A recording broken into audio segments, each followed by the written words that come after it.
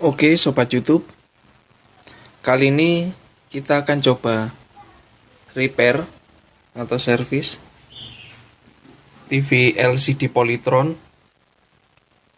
tipe PLM32T25W dengan kerusakan saat listrik ditancapkan langsung jeglek.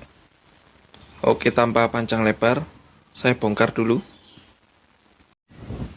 Setelah saya buka jadi seperti ini. Ada beberapa blok rangkaian. Yang ini mainboard yang fungsinya untuk memproses audio video, intinya di sini. Dan yang ini adalah regulatornya, powerboard. Untuk kerusakan tersebut kemungkinan besar adalah yang bermasalah adalah regulatornya, powerboardnya. Jadi nanti kita akan lepas saja sambungan dari mainboard ke powerboard. Kita ukur regulatornya saja atau powerboardnya saja. Oke, ini powerboard sudah saya lepas. Mungkin untuk teknisi yang berpengalaman sudah tahu kerusakannya, karena umumnya kalau powerboard itu kerusakannya pada IC powernya sebelah sini. Nah, atau MOSFET. Tapi bagi teknisi pemula seperti saya akan beritahu urutannya bagaimana. Pertama-tama kita akan ukur di soket AC.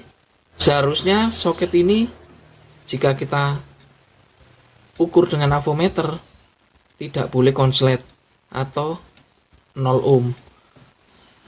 Nah, kan kita ukur, teman-teman bisa lihat jika jarum bergerak mentok ke kanan dan menunjukkan angka 0, itu berarti powerboard ini dalam keadaan konslet. Oke, langkah pertama seperti itu, mari kita lakukan. Jangan lupa kita set dahulu.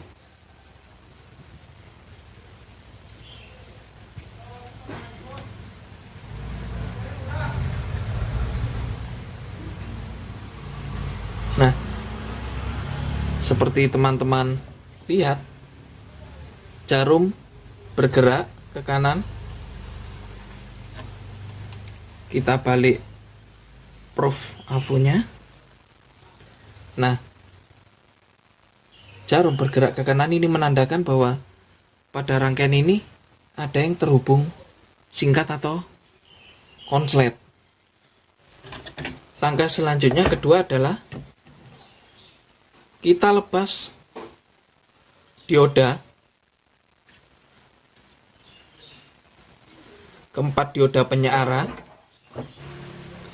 Setelah dioda kita lepas, nanti kita akan ukur kembali pada soket AC apakah masih konslet atau tidak.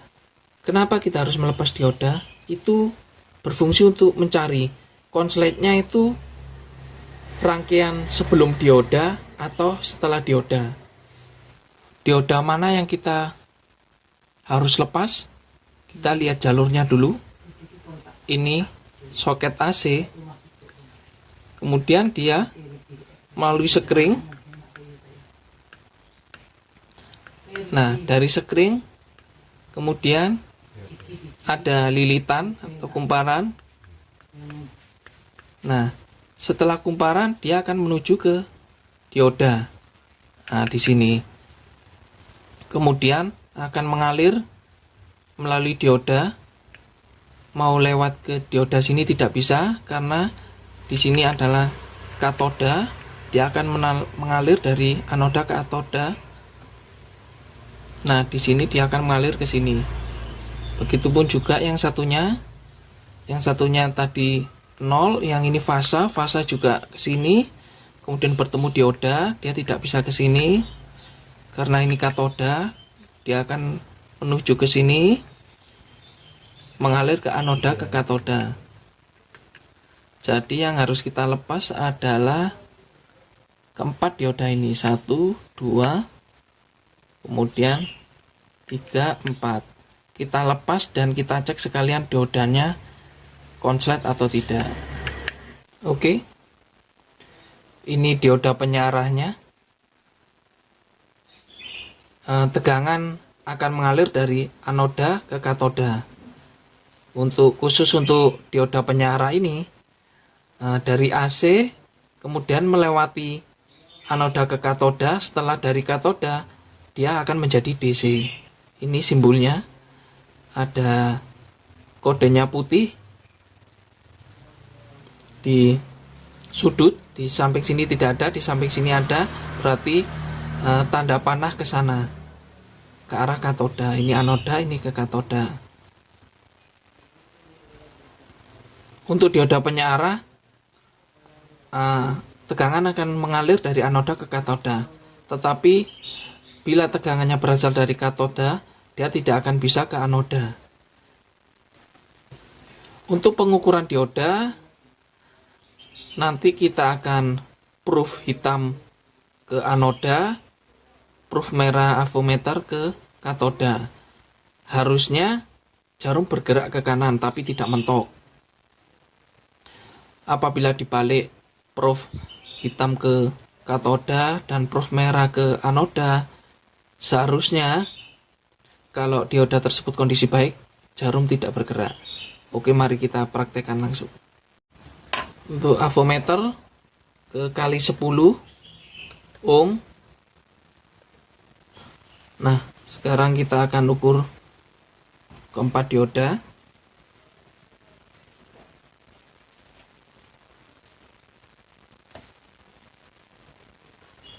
Di situ sobat YouTube bisa lihat jarum bergerak. Kita balik, harusnya tidak bergerak. Kita balik proofnya. Nah, dioda dalam kondisi baik. Kemudian dioda satu lagi, jarum bergerak. Kemudian kita balik, tidak bergerak, bagus juga. Kita ukur lagi.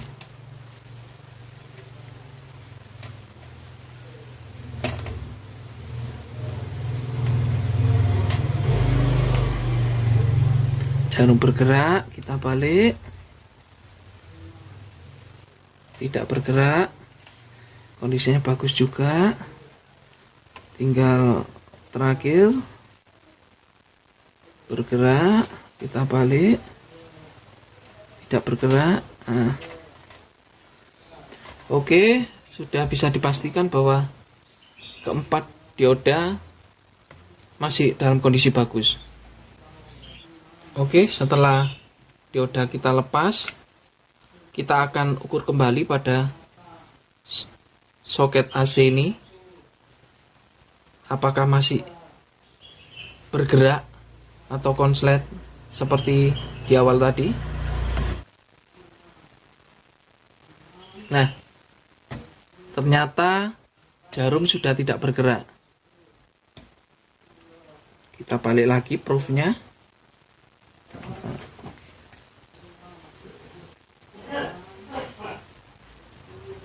Nah, kita balik-balik tidak bergerak.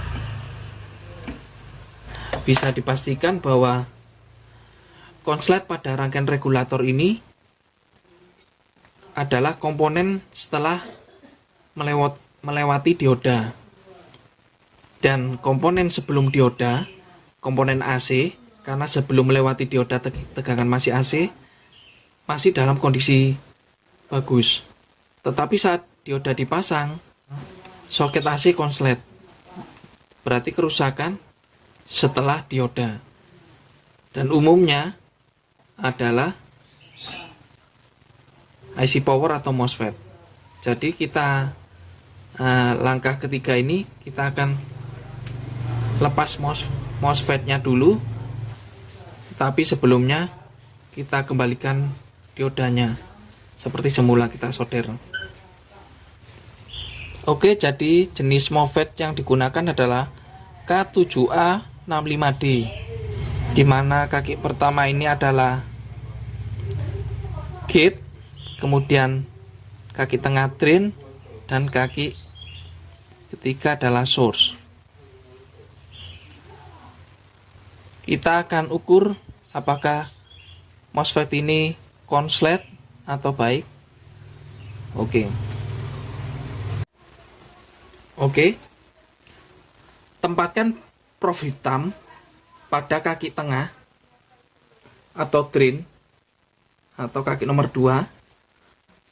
Kemudian prof merah tempelkan pada kaki nomor 1 gate dan kaki nomor 3 source. Apabila MOSFET ini dalam kondisi baik, harusnya jarum tidak bergerak sama sekali. Mari kita coba. Nah, ternyata jarum bergerak mentok ke kanan atau konslet. Nah, kemudian kita balik prof merah di kaki tengah drain, kemudian prof hitam ke kaki nomor 1, kemudian ke kaki nomor 3. Nah, bisa teman-teman lihat bahwa dibolak-balik MOSFET ini jarum bergerak mentok ke kanan, dan bisa dipastikan bahwa MOSFET ini konslet atau rusak. Oke. Setelah MOSFET kita ambil, kita akan nyalakan rangkaian ini, regulator ini, tanpa menggunakan MOSFET. Kita lihat di sini ada source, drain, dan gate. Kita akan nyalakan rangkaian ini, block power ini, tanpa menggunakan MOSFET. Jika rangkaian ini dalam kondisi normal, harusnya pada gate ada tegangan berkisar 4,6 sampai 5. Karena fungsi MOSFET ini adalah sebagai switching atau saklar yang menghubungkan antara drain dan source. Saat gate ada tegangan 4,6 atau 5, maka drain dan source akan terhubung.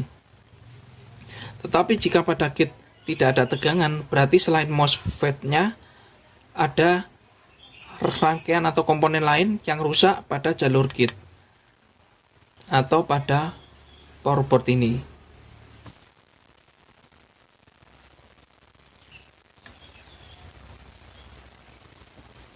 Setelah saya ukur, ternyata di gate ada tegangan 4 volt,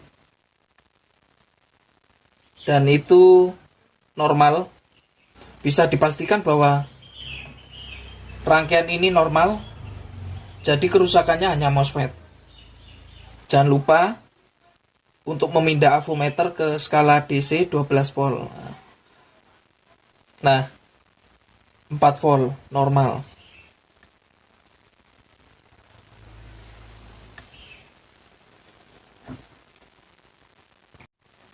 Oke, ini untuk MOSFET-nya sudah saya ganti.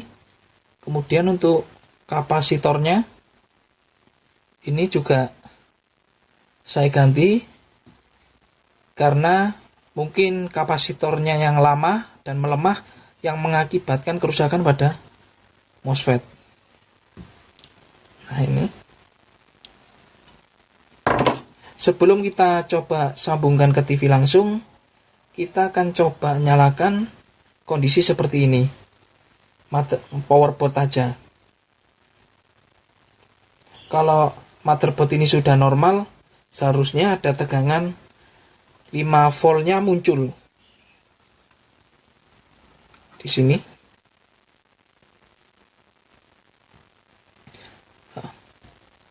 Harusnya terdapat tegangan 5 volt di sini. Oke, mari kita coba ukur. Oke, saya tancapkan dahulu. Bismillahirrahmanirrahim. Kita ukur di 5 volt. Nah, ada di situ tegangan 5 volt. sudah bisa dipastikan kalau motherboard ini sudah normal kembali. Maksud saya powerboard. Mari kita pasang ke televisinya. Nah, setelah pergantian elko dan MOSFET, ternyata waktu saya pasang MOSFET kembali short, rusak lagi. Yang jadi pertanyaannya adalah kenapa, apa yang menjadikan MOSFET ini rusak kembali atau short kembali? Semua komponen pada primer sudah saya cek, dioda, kemudian resistor, kemudian di sini ada transistor, driver startup, transistor mengalami short. Kemudian sudah saya ganti sender juga sudah saya ganti baru. Kemudian saya kembali pasang MOSFET yang baru. Tidak lama MOSFET kembali rusak atau short lagi. Kemudian saya cek beberapa komponen masih normal di area sekunder. Dan saya curiga adalah spare part di bawah, yaitu spare part SMD. Ada transistor kecil-kecil SMD ini, panasnya berlebih.